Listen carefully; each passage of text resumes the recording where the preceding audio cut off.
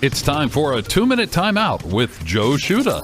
Jameel McClain, who enjoyed his 7-year NFL career, also suffered hardships as a child, including life in a homeless shelter. Here, he recounts the culture shock he experienced as a freshman at Syracuse University. Going to Syracuse. For me, at Syracuse, it was a completely different world. It was things that I didn't see and I didn't know. You know, everybody has their different upbringings. You know what I mean? At that point, the nicest car that I've seen at that age was a Diamante. You know, my aunt had a Diamante, and I was just like, man, this car is like the best thing. And then you see kids in Syracuse driving BMWs and Benzes, and they're carefree. You know what I mean? Like their days to go party and have fun are everything to them. And for me, I'm coming from a world where I'm like, I gotta come to Syracuse, take care of my business so I can be better. And every day it was always that goal in mind. Like I was the no fun person in college.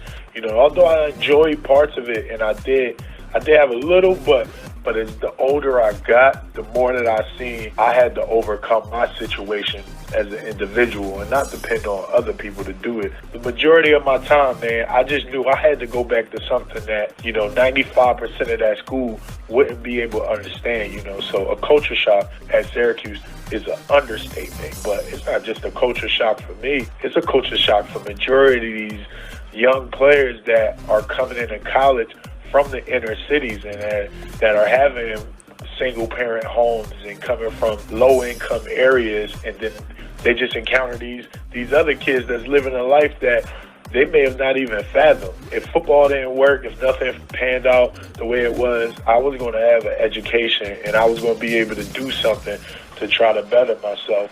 I'm Joe Shuda with this 2-minute timeout.